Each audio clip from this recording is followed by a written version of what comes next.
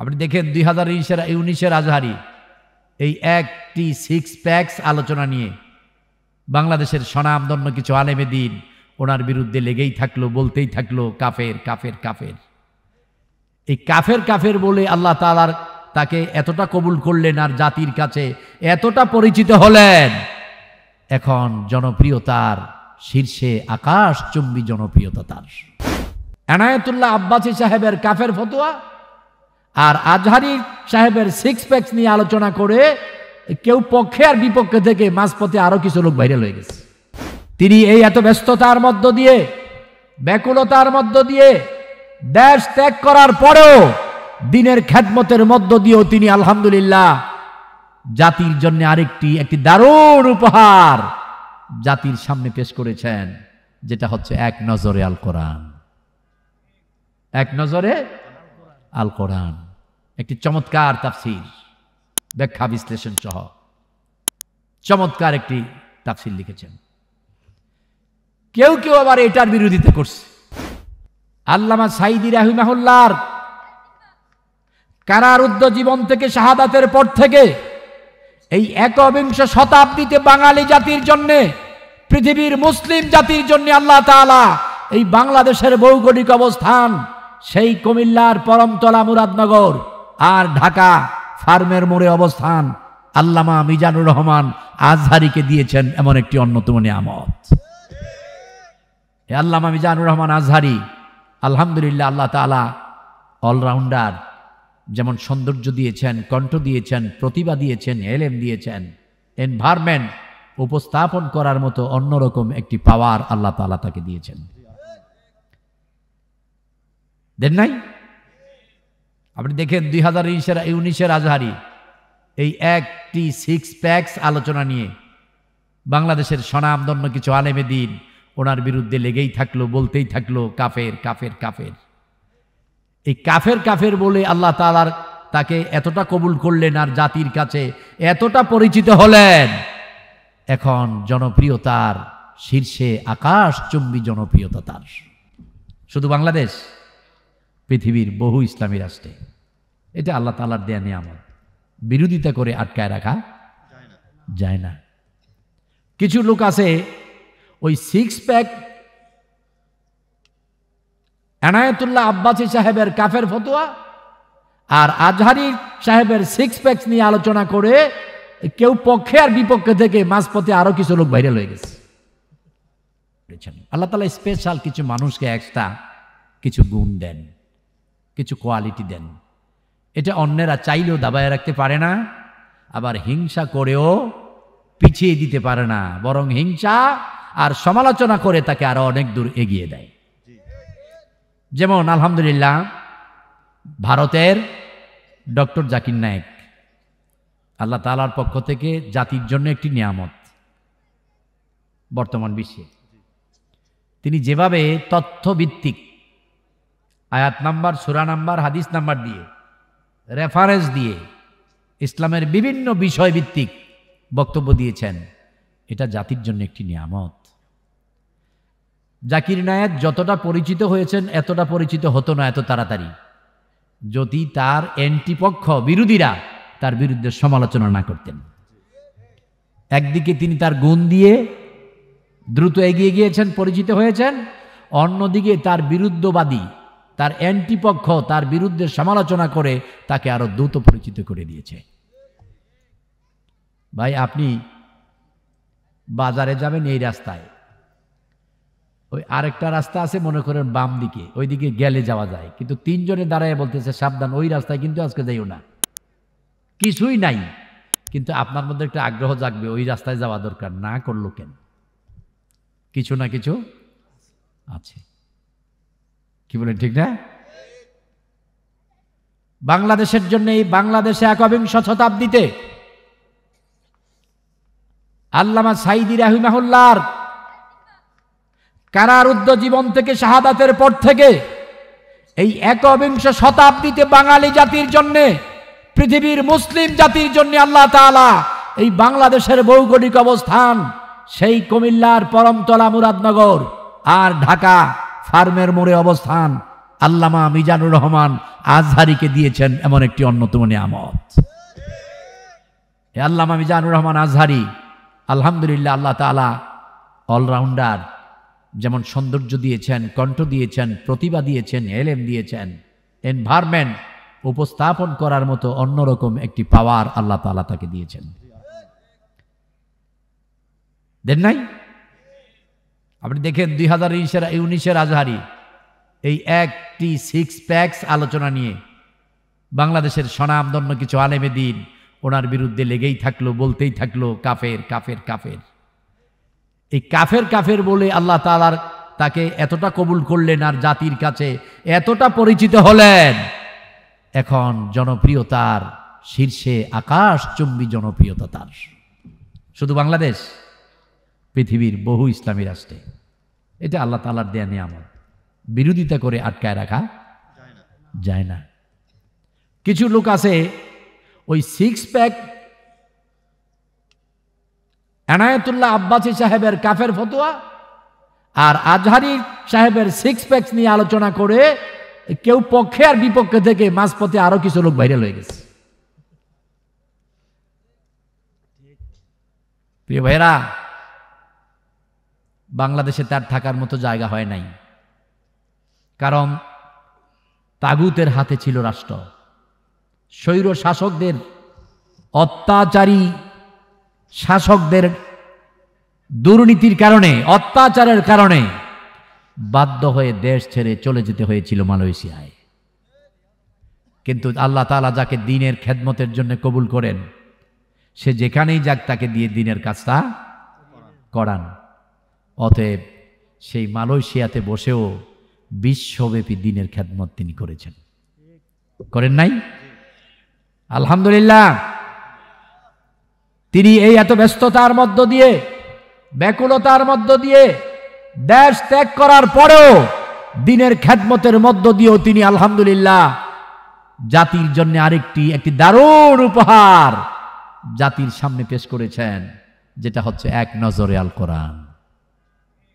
এক নজরে আল কোরআন, একটি চমৎকার তাফসীর, ব্যাখ্যা বিশ্লেষণ সহ চমৎকার একটি তাফসীর লিখেছেন।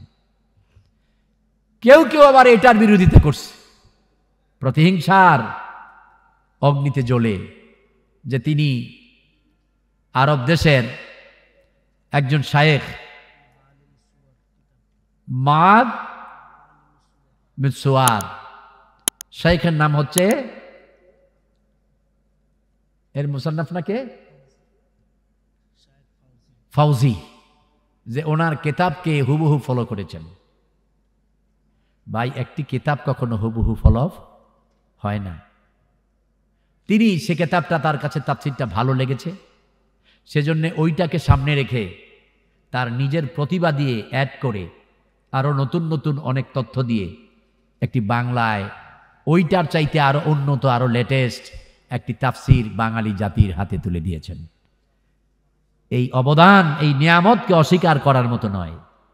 অতএব বাঙালি জাতির পক্ষ থেকে, বাঙালির পক্ষ থেকে, বাংলাদেশিদের পক্ষ থেকে আমরা মিজানুর রহমান আজহারির কাছে কৃতজ্ঞ।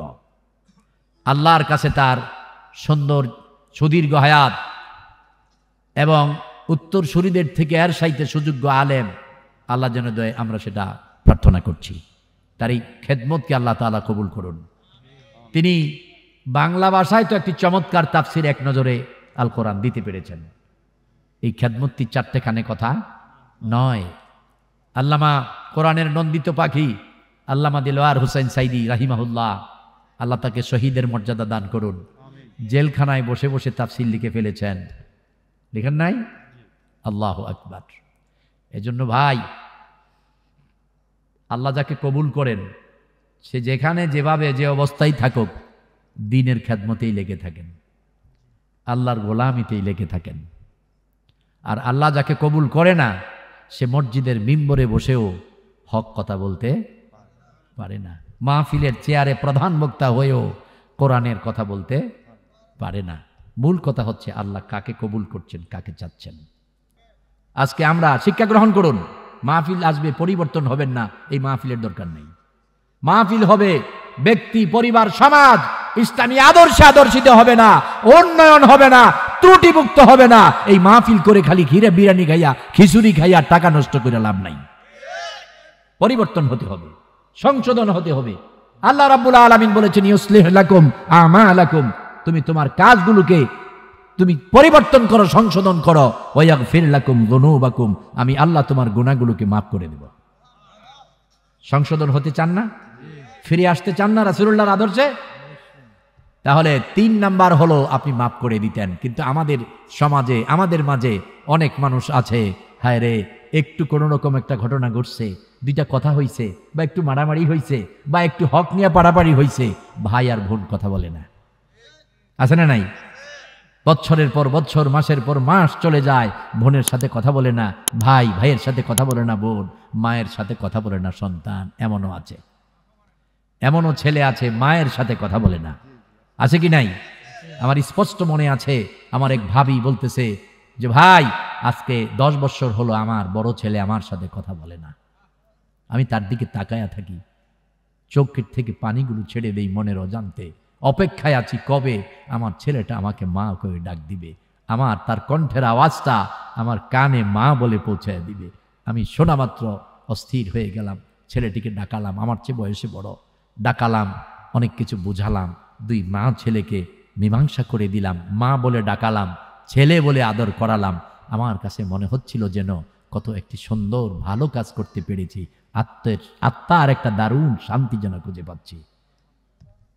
কত সন্তান তার মায়ের সাথে কথা বলে না, বাবার সাথে কথা বলে না, মাকে মা বলে ডাকে না, বোনকে বোন বলে ডাকে না, চাচাকে চাচা বলে ডাকে না, মামাকে মামা বলে ডাকে না। স্বামী স্ত্রী আড়ি পেতে থাকে, রাতের পর রাত, দিনের পর দিন চলে যায়, একে অন্যের থেকে আলাদা বিছানায় পিঠ দিয়া ঘুমায়। আল্লাহর গজব তাদের উপরে। সমাজে কত মানুষের সাথে মানুষ কথা বলে না, পাশের ঘরের এই ঘর আর ওই ঘর, প্রতিবেশী, একজনের সাথে আরেকজনের কথা বলা হয় না, চলা হয় না, মিল হয় না। অথচ আল্লাহর হাবিব বলেছেন, তুমি যখন গোশত পাকাবে, গোশত বাড়াতে না পারো, 1 মুখ ঝোল পানিটা বাড়ায়া দাও, কারণ একটা টুকরা দিয়া 1 চামচ ঝোল দিয়া হলো পাশের ঘরে পাঠিয়ে দাও। এই গরমিল, এই অমিল, এটা জাহান্নামে যাওয়ার অন্যতম কারণ। নবীজি বলেছেন, একজন মুসলমান, একজন মানুষ, একজন মুসলমান আর একজন মুসলমানের সাথে 3 দিন 3 রাতের বেশি রাগ করা হারাম।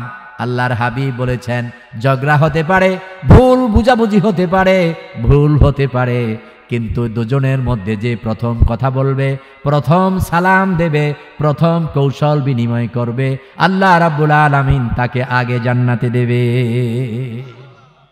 অতএব আপনি কথা বলতে হবে, মাফ করে দিতে হবে, মনে রাখা যাবে না। স্মৃতির পথে কারো অপরাধ স্মৃতিতে ধরে রাখা যাবে না, ভুলে যেতে হবে। এই একটি কথা আপনার জন্য এনাফ।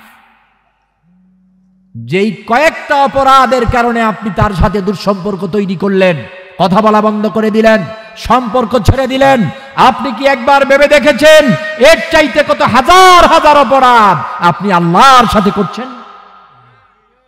আল্লাহ তো মনে রাখে না, আপনাকে মাফ করে দেয়।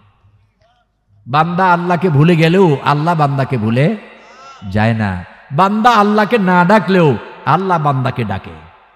বান্দা আল্লাহকে না ডাকলেও আল্লাহ বান্দাকে ডাকে। বান্দা হাজার অপরাধের পরে চোখ ডেকে চোখ বন্ধ করে ঘুমায়, আল্লাহ চোখ খুলে জাগ্রত থাকে বান্দাকে মাফ করে দেওয়ার জন্য।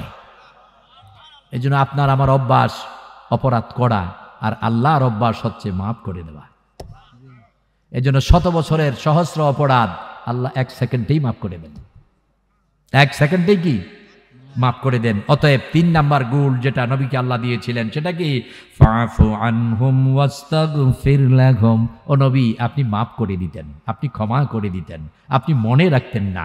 আপনার চাচার কলিজাকে দেখে আপনার সামনে মক্কা বিজয়ের পরে দাঁড়ালো, আপনি আঙ্গুলের ইশারা দিলে হেন্দা টুকরা টুকরা হয়ে যায়, কিন্তু আপনি বলেছিলেন, হেন্দা যদি ইসলাম গ্রহণ করো, আল্লাহকে মানো, তাহলে তোমাকে মাফ করে দিলাম, আল্লাহ তোমাকে মাফ করে দেবে। এই জন্য ক্ষমা করতে শিখতে হবে। পারবেন তো? পারবেন তো? এখানে কেউ আছেন যে আমি বন্ধু, প্রতিবেশী, আত্মীয়, গ্রামের মানুষ অথবা কারোর সাথে কথা বলি না? আগামী দিন থেকে আপনি আগে গিয়ে কথা বলবেন, আপনি তার খবর নেবেন, আপনি তার ঘরে যাবেন, আপনি খুঁজে এক গ্লাস পানি খাবেন, তাকে আপনার ঘরে দাওয়াত দেবেন। আল্লাহ আপনার প্রতি খুশি হয়ে যাবে, সে আপনার প্রতি মুগ্ধ হয়ে যাবে। কারো অপরাধ যখন আপনি অ্যাকশন না নিয়ে মাফ করে দেবেন, ওই লোকটা আপনার ভক্ত হয়ে যাবে, আপনাকে ভালোবাসবে, আপনার প্রতি কৃতজ্ঞ হবে। আপনার এই ভালো আচরণটা মনে রেখে আপনার কর্মীতে, আপনার বন্ধুতে পরিণত হয়ে যাবে।